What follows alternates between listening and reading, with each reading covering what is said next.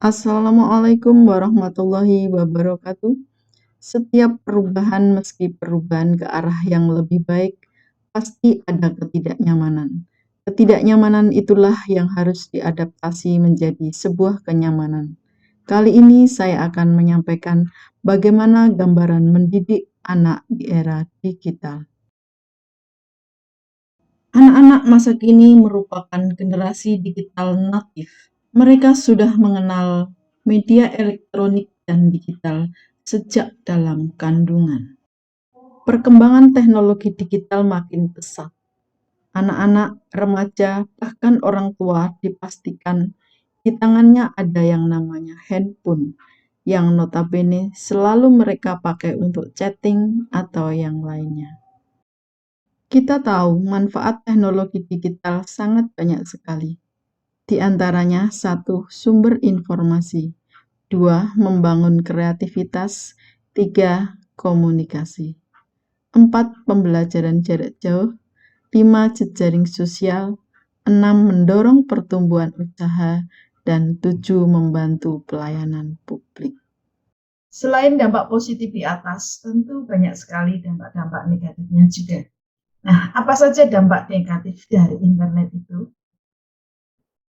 Manusia lebih suka berkomunikasi jarak jauh daripada bertemu secara langsung.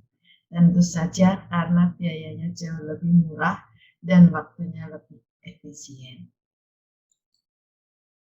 Mengakibatkan perubahan pola hidup masyarakat dalam berinteraksi.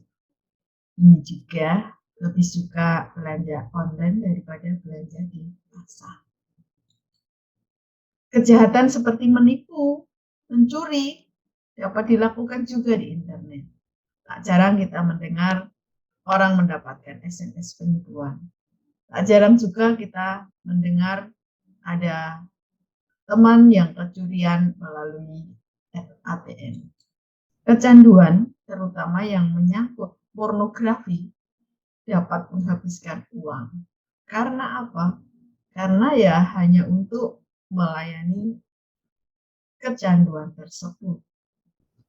Nah, Bapak Ibu, selain manfaat positif dan manfaat negatif, yang menjadi pertanyaan, apa tuntutan guru di era digital ini? Yang pertama, memahamkan kepada siswa akan arti positif dari media sosial dan hadirnya ribuan portal-portal berita. Itu sulit sekali.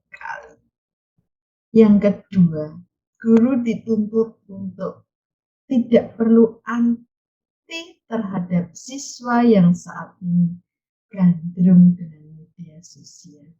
Yang ketiga, tuntutannya harus mampu memanfaatkan potensi media sosial di era digital ini agar pembelajaran di kelas lebih berkualitas. Yang keempat, tuntutannya mampu mengimbangi bahkan melampaui perkembangan ilmu pengetahuan dan teknologi. Yang kelima, tentu saja mampu menghasilkan peserta didik yang memiliki kompetensi tinggi dan siap menghadapi tantangan hidup dengan penuh keyakinan dan percaya diri yang tinggi. Yang keenam, menciptakan sumber daya manusia yang berkualitas, baik secara keilmuan maupun sikapnya. Itu tadi tuntutan guru di era digital. Bagaimana peran guru dalam menghadapi situasi yang serba digital ini? Peran guru ini akan menghilang jika guru tidak mampu beradaptasi dengan teknologi. Jadi bukan tuntutan lagi, tapi merupakan kebutuhan. Siswa di era generasi sentuh harus dilatih merumuskan masalah. Bukan hanya menyelesaikan masalah, tapi diajak juga berpikir analitis dengan berbagai sumber. Salah satu pendekatan pembelajarannya adalah blended learning. yaitu pembelajaran yang menyatukan e-learning dan face-to-face atau pembelajaran langsung melalui tatap muka. E-learning adalah sebuah keniscayaan yang harus dilakukan tanpa menghilangkan face-to-face dengan guru.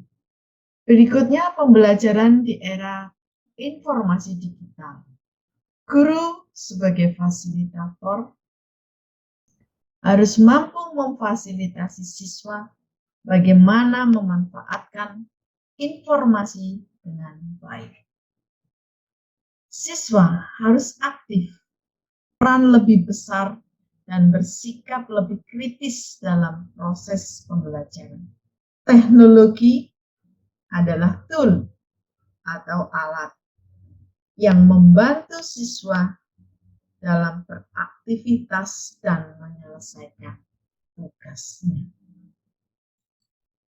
Berikutnya tantangan guru di era digital.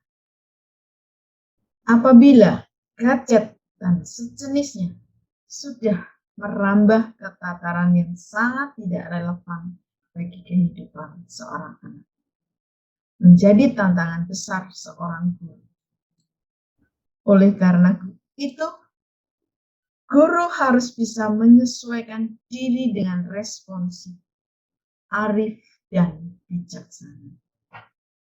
Krisis moral yang melanda bangsa dan negara Indonesia akibat pengaruh iptek dan globalisasi akan berakibat adanya pergeseran nilai-nilai yang ada dalam kehidupan masyarakat. Krisis sosial seperti kriminalitas, kekerasan, pengangguran, dan kemiskinan yang terjadi dalam masyarakat akibat perkembangan industri dan kapitalisme, maka akan muncul masalah-masalah sosial yang ada dalam masyarakat. Begitu juga krisis identitas sebagai bangsa dan negara Indonesia menjadi sebuah tantangan bagi guru. Yang terakhir, adanya perdagangan bebas, baik di tingkat ASEAN, Asia Pasifik, maupun dunia. Tantangan-tantangan besar yang harus dihadapi guru. Apa yang dibutuhkan di era digital seperti ini? Kita harus membekali siswa agar menjadi manusia yang cakap dalam bermedia digital, berbudaya dalam bermedia sosial, etis dalam bermedia digital, dan aman dalam bermedia digital. Dunia pendidikan mempunyai peran yang sangat penting dan strategis dalam menciptakan sumber daya manusia. Oleh karena itu, dibutuhkan guru yang visioner, kompeten, dan berdedikasi tinggi, sehingga mampu membekali peserta didik dengan sejumlah kompetensi yang diperlukan dalam kehidupannya. Demikian apa yang bisa saya sampaikan. Ada kurang lebihnya mohon maaf. Jangan lupa subscribe, like, dan bunyikan loncengnya. Wassalamualaikum warahmatullahi wabarakatuh.